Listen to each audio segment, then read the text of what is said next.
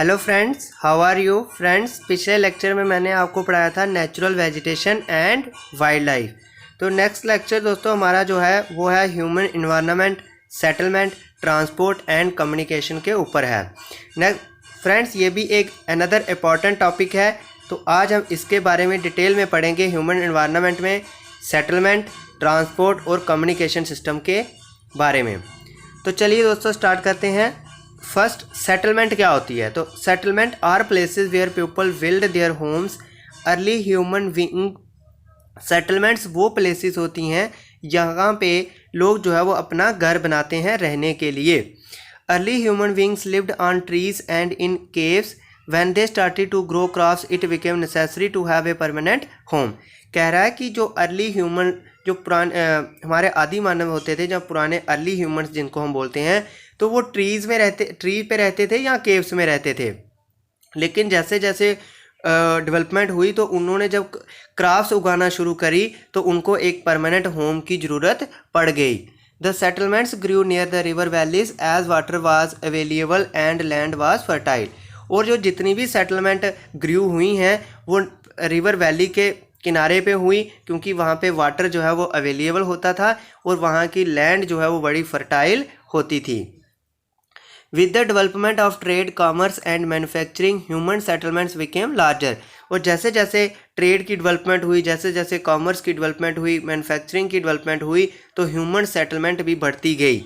Settlements flourished and civilization developed near valley river valleys. और ये जो सेटलमेंट्स हैं वो फैल गई, सिविलाइजेशन डेवलप हुई near the river valleys. The place where a building or a settlement develop is called a site. बहुत important कह रहा है कि ऐसी जगह जहाँ पे बिल्डिंग्स बनाई जाती हैं तो उसको हम रहने के लिए घर बनाते हैं हम जहाँ पे, तो उसको हम एक साइट बोलते हैं। The natural condition for selection of an ideal site are. तो कौन सी कंडीशन है किसी साइट को सिलेक्शन करने की, वो है वहाँ पे फेवरेबल क्लाइमेट होना चाहिए, अवेलेबिलिटी ऑफ वहाँ पे वाटर अवेलेबल होना चाहिए, सूटेबल लैंड होनी चाहिए और वहाँ की फर्टाइल साइल होनी चाहिए। ये 4 फैक्टर्स हैं जो सिलेक्शन करते हैं किसी भी आइडियल साइट की। फ्रेंड, ये मैंने थोड़ी सी आपको हिस्ट्री बता दी कि कैसे कैसे सेटलमेंट्स जो हैं वो डेवलप हुई हैं, तो उनकी बारे में जो हिस्ट्री है वो मैंने आपको बता दी। अब हम पढ़ते हैं कितने टाइप्स की सेटलमेंट है। पहले हमने हिस्ट्री पढ़ ली कि सेटलमेंट्स कैसे डेवलप हुई हैं। अब हम टाइप्स ऑफ सेटलमेंट कर लेते हैं। तो सेटलमेंट्स कैन बी परमानेंट और टेम्पररी। सेटलमेंट जो है वो 2 टाइप्स की हो सकती हैं, परमानेंट और temporary. Settlement which are occupied for a short time are called temporary settlements. जो जहाँ पे हम थोड़ी देर के लिए रहते हैं तो वो हमारी टेम्पररी सेटलमेंट होती है। The people living in deep forest, hot and cool deserts and mountain often dwells in such temporary settlements. कह रहा है कि जो लोग डीप घने जंगलों में रहते हैं, गर्म जगहों पे रहते हैं, जहाँ ठंडी डेजर्ट में रहते हैं, जहाँ माउंटेन्स पे रहते हैं, तो अक्सर उनकी जो सेटलमेंट्स होती है वो टेम्पररी सेटलमेंट्स होती है। They practise hunting, gathering, shifting, cultivation and transhumance. Friends, अभी ट्रांसह्यूमेंस क्या होता है वो मैं आपको नीचे बताता हूँ ट्रांसह्यूमेंस क्या होता है। हाउएवर, फिर भी more and more settlements today are permanent settlements. कहते हैं फिर भी अगर हम कह रहे हैं कि टेम्पररी सेटलमेंट भी हैं, लेकिन फिर भी ज़्यादा से ज़्यादा जो आज जो वर्ल्ड में सेटलमेंट्स हैं वो परमानेंट सेटलमेंट्स हैं। In these settlements people build homes to live in. और इन सेटलमेंट्स में लोगों ने अपने परमानेंट होम्स जो हैं वो रहने के लिए बनाए होते हैं। नेक्स्ट है ट्रांस ह्यूमेंस क्या होता है। Transhumance, it is a seasonal movement of people who rear animals move in search of new pasture according to change in the season. दोस्तों, ट्रांस ह्यूमेंस का मीनिंग है कि डिफरेंट सीजन में लोगों का एक जगह से दूसरी जगह पे जाना, जो पेस्चर की खोज में। दोस्तों, ये ज़्यादातर वो लोग ट्रांस ह्यूमेंस करते हैं जो एनिमल्स को पालते हैं। जैसे इसकी फॉर एग्जांपल अगर हम दें तो अपनी सिंपल भाषा में हम बकरवाल जो होते हैं उनको कह सकते हैं कि वो ट्रांस ह्यूमेंस प्रैक्टिस करते हैं। वो अपने एनिमल्स को रेयर करने के लिए, अपने एनिमल्स को जो पेस्चर है उनकी खोज करने के लिए एक स्थान से दूसरे स्थान जो है वो सीजन वाइज जाते रहते हैं, तो उनको हम ट्रांस ह्यूमेंस बोलते हैं, ट्रांस ह्यूमेंस प्रैक्टिस बोलते हैं। The village are rural settlements where people are. और जो विलेजेस हैं उनको हम रूरल सेटलमेंट्स बोलते हैं, और जहाँ पे पीपल जो है वो अलग अलग तरह तरह के डिफरेंट काम्स में लगे होते हैं। तो दोस्तों, ये एक साइट है, ये मैं आपके लिए साइट का पिक्चर लाया हूँ कि यहाँ पे लोग बड़े सारे घर बनाते हैं और साइट सिलेक्शन करने की क्या फैक्टर्स हैं वो भी मैंने आपको बता दिया। ये पिक्चर है एक साइट की, तो इसको हम साइट्स बोलते हैं। जहाँ पे घर बनाएंगे हम तो उसको हम क्या बोलेंगे, साइट बोलेंगे। अब नेक्स्ट आगे बढ़ते हैं फ्रेंड्स। कहता है जहाँ पे रूरल एरियाज में engaged in activities like agriculture, fishing, forestry, crafts work and trading extra. Rural settlements can be compact or scattered. Rural settlement जो है वो कम्पैक्ट भी हो सकती हैं और जहाँ दूर दूर घर भी हो सकता है। एक compact settlement is a closely built area of dwellings wherever flat land is available. कहते हैं कम्पैक्ट सेटलमेंट का क्या मीनिंग है कि जहाँ पे कहीं भी फ्लैट लैंड अवेलेबल होगी तो वहाँ पे घने घर बनाए जाएंगे जब, तो उसको कम्पैक्ट सेटलमेंट बोलेंगे हम। In a scattered settlement dwelling are spaced over an extensive area. तो स्कैटर्ड सेटलमेंट में घर जो होते हैं वो बड़ी दूर दूर बनाए जाते हैं। This type of settlement is mostly found in hilly tracts, this thick forest and region of extreme climate. कहते हैं कि ये जो स्पेस्ड सेटलमेंट है यानी स्कैटर्ड सेटलमेंट जो है ये ज़्यादातर पहाड़ी एरियाओं में, जहाँ घने जंगलों में, जहाँ पे जो क्लाइमेट है हमारा एक्सट्रीम पर रहता है, ज़्यादा ठंडा या ज़्यादा गर्म, उसको हम एक्सट्रीम क्लाइमेट बोलते हैं, तो वहाँ पे जो है स्कैटर्ड सेटलमेंट होती है। Next, in rural areas people build house to suit their environment. कहते हैं रूरल एरियाज़ में लोग जो हैं वो उसी तरह से अपना घर बनाते हैं जिस तरह का वहाँ पे इन्वायरमेंट हो। In regions of heavy rainfall they have slanting roof, places where water accumulates in the rainy season, the houses are constructed on a raised platform or stilts। ये फ्रेंड्स आपने याद रखना है स्टिल्ट्स का क्या मीनिंग है। दोस्तों स्टिल्ट्स का मीनिंग होता है कि जहाँ पे रेनी सीजन में जिस एरिया में पानी इकट्ठा होता हो तो वहाँ पे लोगों ने क्या करा होता है कि सपोज कर लो, मैं आपके लिए पिक्चर भी लाया हूँ कि थोड़े नीचे बांस के डंडे वगैरह लगा के तो अपना जो घर होता है वो ज़मीन से थोड़ा ऊंचा करके बनाया होता है। तो वो ये कहाँ पे बनाया जाता है, जहाँ पे बरसात के मौसम में पानी इकट्ठा होता है। तो कुछ एरिया में जहाँ पे ज़्यादा बारिश होगी वहाँ पे स्लोपिंग रूफ होंगे और कुछ जहाँ पे पानी इकट्ठा होता है वहाँ पे घर जो है स्टिल्ट्स पे बनाए जाएंगे।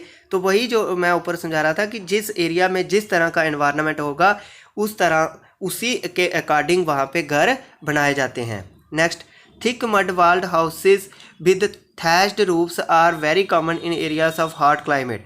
और जहाँ पे बहुत सारा गर्मी पड़ती है जैसे राजस्थान में, तो वहाँ पे थिक मोटी मोटी मिट्टी की दीवारों के घर बनाए जाते हैं और उनमें जो मटेरियल कौन सा यूज़ किया जाता है, like stones, mud, clay, straw extra are use to construct houses. The towns are small and the cities are larger urban settlements. कहता है जो टाउन्स है वो छोटी छोटी सिटीज़ हम कह सकते हैं उनको, लेकिन जो सिटीज़ हैं, टाउन्स जो हैं वो छोटे छोटे होते हैं, लेकिन जो सिटीज़ होती हैं वो एक लार्जर अर्बन सेटलमेंट होती हैं। In urban areas the people are engaged in manufacturing, trading and services. और सिटीज़ के लोग जो होते हैं, अर्बन एरियाज़ के जो लोग होते हैं वो ज़्यादातर किस में लगे होते हैं, मैन्युफैक्चरिंग में, ट्रेडिंग में और सर्विसिंग में। नेक्स्ट है दोस्तों ट्रांसपोर्ट। अब हमने सेटलमेंट टॉपिक पूरा कंप्लीट कर लिया है, अब हम ट्रांसपोर्ट का टॉपिक कंप्लीट करते हैं। तो ट्रांसपोर्ट के बारे में पढ़ते हैं। Transport is the means by which people and goods move. In the early days, it took a great deal of time to travel long distances. People had to walk and used animals to carry their goods. Invention of the wheel made transport easier. ये मैं थोड़ी आपको transport की history बता रहा हूँ। कहता है कि ट्रांसपोर्ट वो मीन्स है जिसके द्वारा पीपल और गुड्स जो हैं वो एक जगह से दूसरी जगह पहुँचती हैं। तो कहता है कि अर्ली टाइम्स में ये जो ट्रांसपोर्ट सिस्टम था हमारा, ये बहुत टाइम कंज्यूमिंग था, बहुत टाइम लगता था एक जगह से दूसरी जगह जाने में, और लोगों को बहुत टाइम लगता था और बहुत जो है पीपल हैड टू वॉक, लोगों को वॉक करना पड़ता था एक जगह से दूसरी जगह जाने के लिए, और एक जगह से दूसरी जगह सामान लेने के लिए एनिमल का बहुत ज़्यादा यूज़ होता था। फिर उसके बाद क्या हुआ, invention of the wheel made transport easier. फिर व्हील की इन्वेंशन हुई तो थोड़ी ट्रांसपोर्ट जो है वो ईजियर हो गई।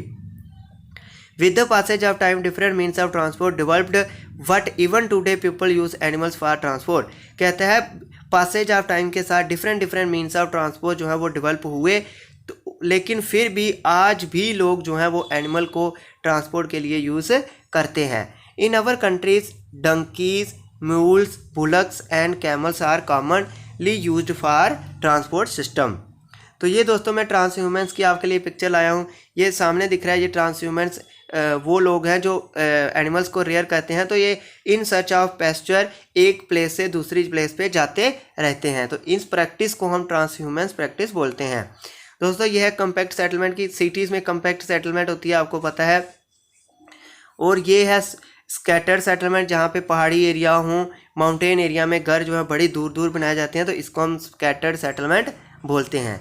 तो नेक्स्ट है फ्रेंड्स, जो मैंने आपको बताया कि यहाँ पे पानी इकट्ठा होता है, वहाँ पे घर जो है वो स्टिल्ट्स पे बनाए जाते हैं। तो ये सामने दिख रहा है कि यहाँ पे बरसात के मौसम में पानी इकट्ठा होता है, तो घर जो है वो बांसों के या किसी और के डंडे मान लो, तो डंडे को ऊपर घर बनाए जाते हैं, तो इसको हम बोलते हैं होम्स ऑन द स्टिल्ट्स। तो नेक्स्ट चलते हैं फ्रेंड्स आगे। In the Andes mountains, Andes mountains आपको फ्रेंड्स पता है कहाँ पे हैं, साउथ अमेरिका में है।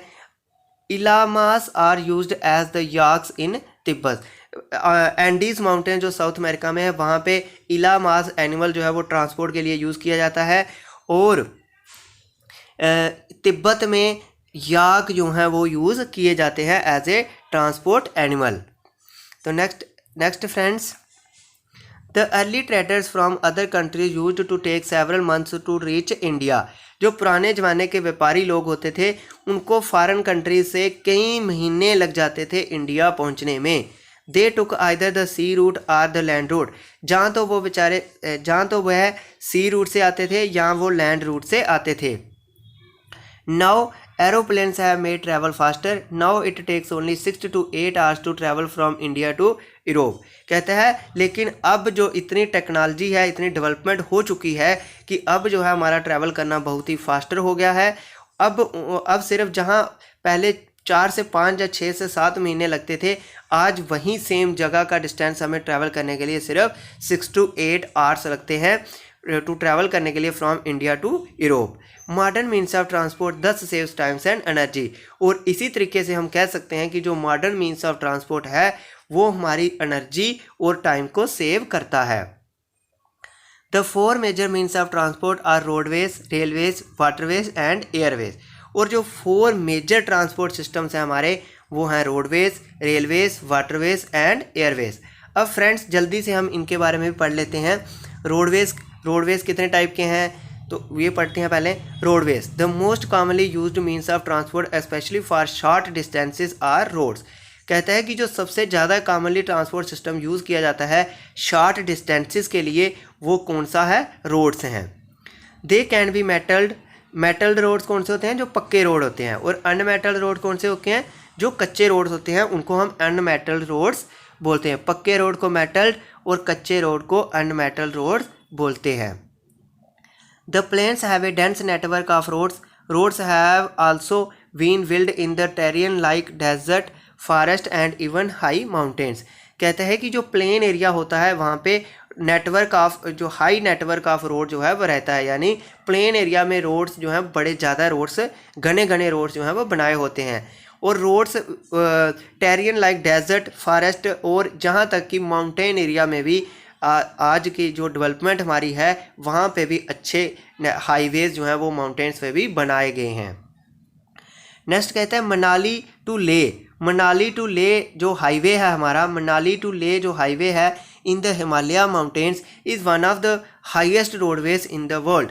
कहते हैं जो मनाली टू ले जो हाईवे है हमारा हिमालय माउंटेन्स में, वो एक पूरी वर्ल्ड में एक हाईएस्ट रोडवेज है इन द वर्ल्ड। यानी one of the highest roadways है इन द वर्ल्ड। सबसे हाईएस्ट नहीं है, वन ऑफ द हाईएस्ट है। Roads built underground are called. और जो रोड जो है ज़मीन के अंदर बनाए जाते हैं उनको हम सबवेज या अंडरपास बोलते हैं। There are several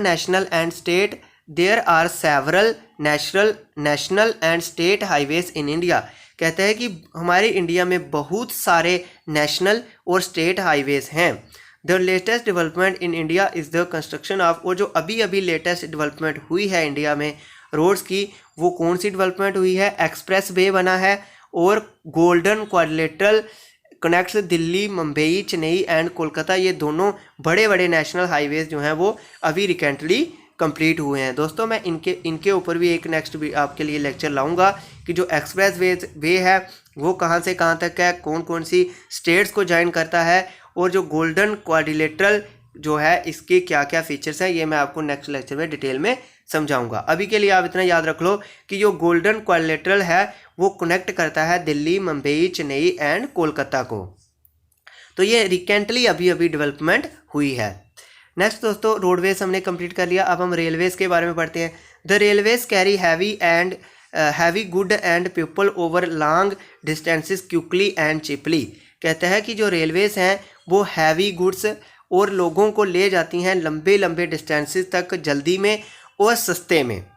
the invention of the steam engine and the industrial revolution helped in speedy development of rail transport. कहता है जो इन्वेंशन हुई थी जब स्टीम इंजन की और जो इंडस्ट्रियल रेवोल्यूशन होती गई जैसे जैसे, तो उन्होंने हेल्प करी speedy development of rail transport में। अब दोस्तों मैं आपके लिए मेटल रोड की पिक्चर लाया हूँ। ये मेटल रोड होता है, पक्का रोड जिसको बोलते हैं। तो अनमेटल रोड, हम कच्चे रोड को अनमेटल रोड बोलते हैं। ये आपको रोड की पिक्चर हो गई। तो नेक्स्ट पढ़ते हैं फ्रेंड्स। पहले हमने पढ़ा कि सबसे पहले स्टीम इंजन वाली रेलवे आई थी, रेल्स आई थी। अब नेक्स्ट उसके बाद फिर डेवलपमेंट हुई तो diesel and electric engines have largely replaced the steam engines. In places super fast trains have been introduced to make the journey faster. कहता है कि फिर स्टीम इंजन्स ट्रेन के बाद डीजल और इलेक्ट्रिक इंजन्स ने स्टीम इंजन की train जो थी वो रिप्लेस कर दी, और अब जो ट्रेन्स हैं वो सुपर फास्ट ट्रेन्स भी इंट्रोड्यूस हो गई थी। The railway network is well developed over the plain areas. Railway network जो है वो प्लेन एरिया में बहुत अच्छे से डेवलप्ड होता है। Advanced technology skills have enabled laying of railway lines in difficult mountains terrain also. कहते हैं प्लेन एरिया में रेलवे का जो नेटवर्क है वो तो वेल डेवलप्ड है ही है, बट माउंटेन एरिया में भी हाई टेक्नोलॉजी स्किल जो आज की है हमारी उसके हेल्प से माउंटेन एरिया यानी मुश्किल एरिया में भी रेलवे जो है उसकी डेवलपमेंट वहाँ पे भी हो रही है।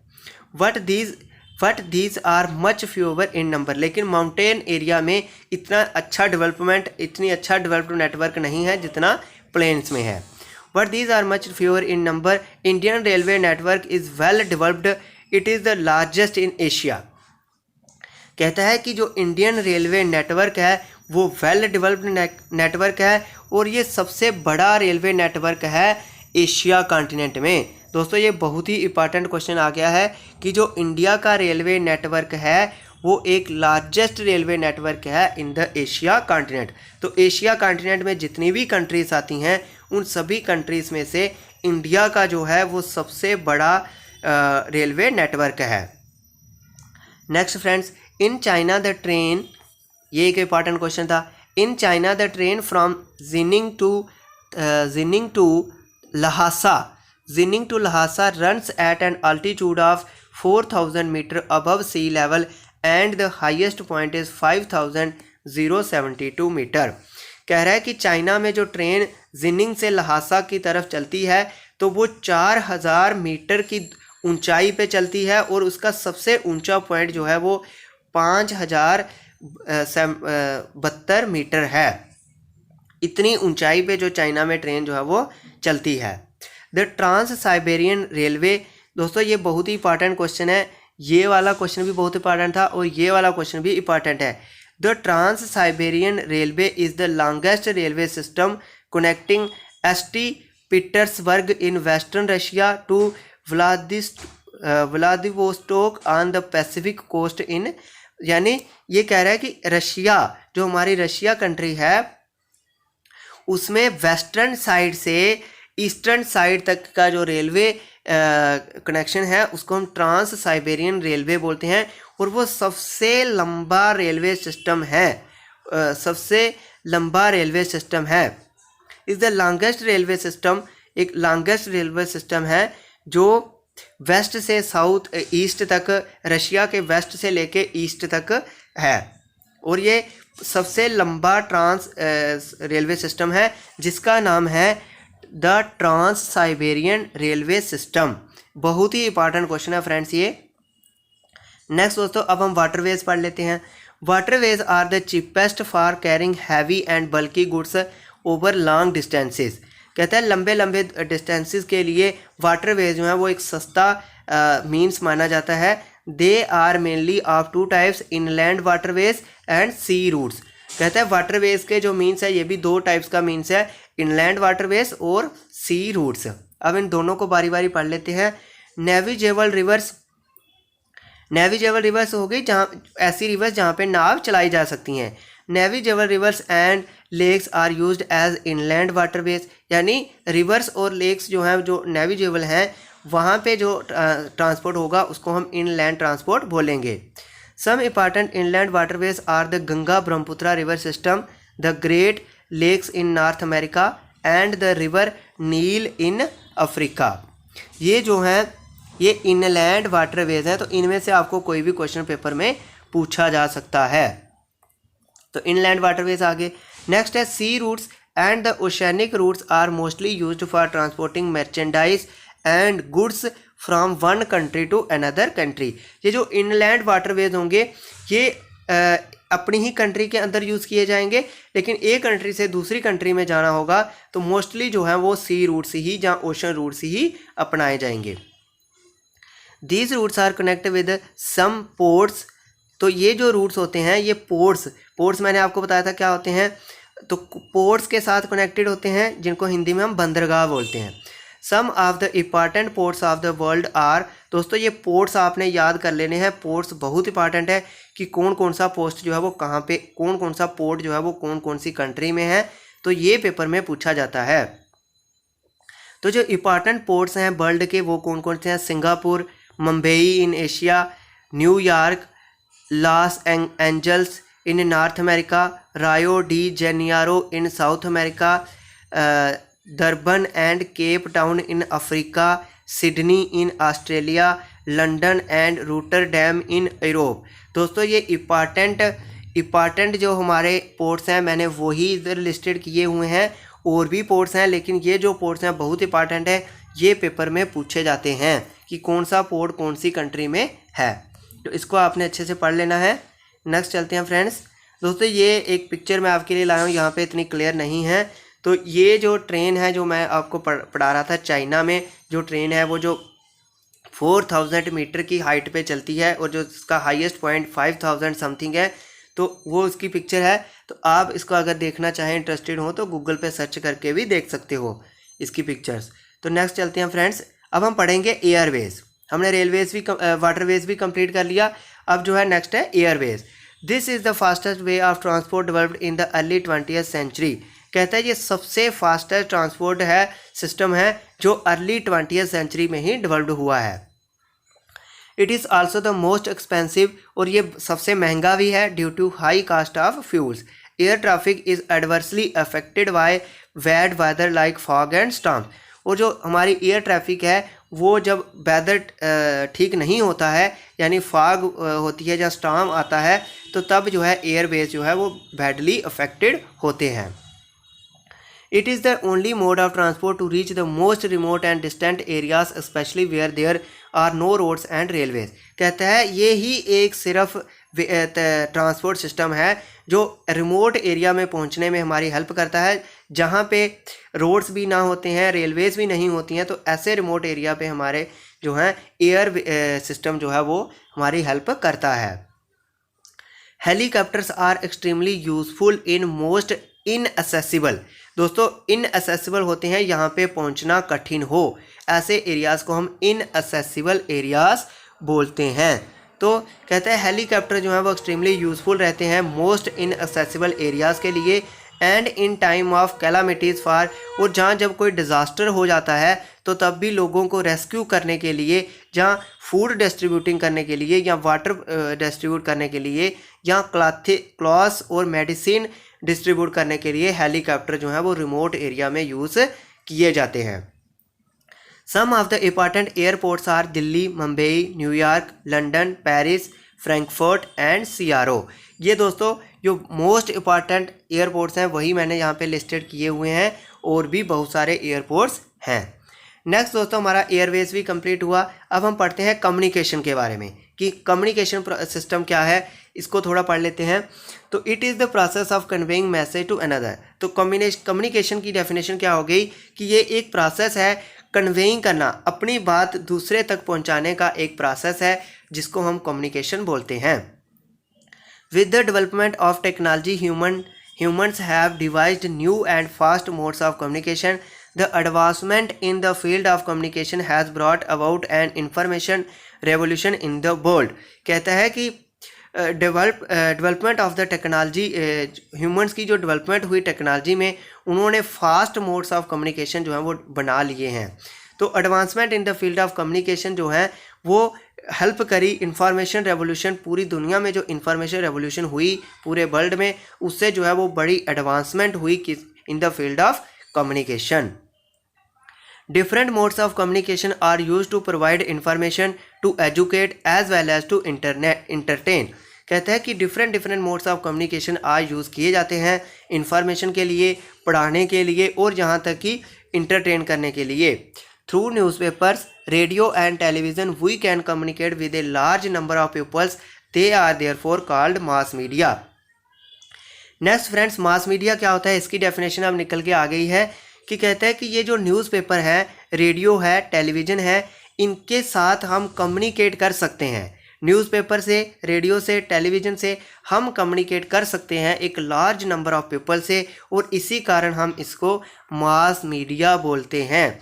इसी कारण हम इसको मास मीडिया बोलते हैं। The satellites have made communication ever faster. कहता है सैटेलाइट ने भी बना दी है कम्युनिकेशन बहुत ज़्यादा फास्टर।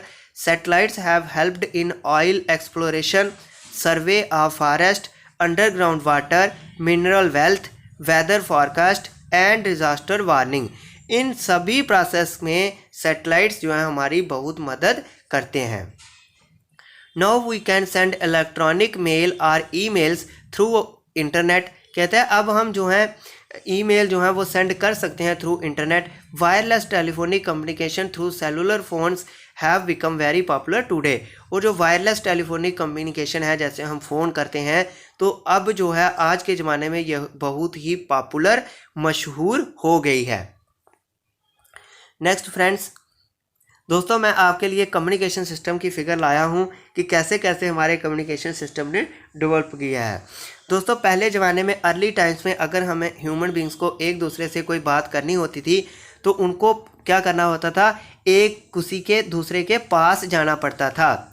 फिर उसके बाद दोस्तों जब वो फिर थोड़ी और डेवलपमेंट हुई तो लोग जो हैं वो अपने बर्ड्स के ज़रिए अपने जो लेटर्स हैं वो एक जगह से दूसरी जगह भेजते थे। तो हमने काफ़ी बार सुना होगा कि जो हमारा कौवा होता है उसको जो है कन्वेइंग मैसेज के लिए यूज़ किया जाता था। दोस्तों फिर उसके बाद तीसरे नंबर पे आती है हमारी पोस्टल कम्युनिकेशन। फिर उसके बाद हमारी पोस्टल कम्युनिकेशन आ गई जिसमें हम एक दूसरे को पत्र लिखते थे। फिर उसके बाद हमारी आती है न्यूज़पेपर। और अब जो लास्ट में हाई जो डेवलपमेंट हमारी इंफॉर्मेशन टेक्नोलॉजी में हुई है सैटेलाइट की वजह से, वो हैं टेलीविजन्स, फ़ोन्स। तो आज हम टेलीविज़न से लाखों लोगों के साथ टेलीविज़न के थ्रू, न्यूज़ के थ्रू जो हैं कम्युनिकेट कर सकते हैं। और जो हमारा सेलुलर फ़ोन है, वायरलेस टेलीफोनिक कम्युनिकेशन जो है हमारे फ़ोन्स हैं, ये भी हमें कुछ सेकंडों में एक जगह से दूसरी जगह की पूरी बात जो है वो करा देते हैं। तो दोस्तों ये एडवांसमेंट जो हमारी इंफॉर्मेशन टेक्नोलॉजी में हुई है वो मैंने आपको एक्सप्लेन कर दिया। तो फ्रेंड्स इसी के साथ हमारा आज का जो लेक्चर था वो कंप्लीट हुआ। तो फ्रेंड्स ये मैंने आपको पढ़ा दिया। आज का लेक्चर था हमारा ह्यूमन एनवायरनमेंट, सेटलमेंट, ट्रांसपोर्ट और कम्युनिकेशन के बारे में। मैंने आपको पूरा एक्सप्लेन कर दिया है कि सेटलमेंट क्या होती है, ट्रांसपोर्ट के कौन कौन से वेज़ हैं, कम्युनिकेशन के कौन कौन से वेज़ हैं और किस किस तरीके में की डेवलपमेंट जो है वो इन हर एक फील्ड में हुई है। तो फ्रेंड्स अगर आपको हमारी वीडियो समझ आई है, तो अगर एक बार देखने से समझ नहीं आई है तो कृपा करके टाइम निकाल के इसको 2 बार सुने ताकि आपको सारे कंसेप्ट जो हैं वो समझ आ जाएं। तो फ्रेंड्स अगर आपको हमारी वीडियो पसंद आई है तो हमारे चैनल को सब्सक्राइब कर लें, क्योंकि इसी तरह के हम पूरी जीएस क्लासेस आपको 12th तक कंप्लीट कराएंगे। जनरल नॉलेज, करंट अफेयर्स और ग्रामर कोर्सेज भी कराएंगे। और इसीलिए ज़्यादा से ज़्यादा वीडियो को अपने फ्रेंड्स के साथ भी शेयर करें ताकि उनको भी हमारी जीएस क्लासेस का फ़ायदा हो सके।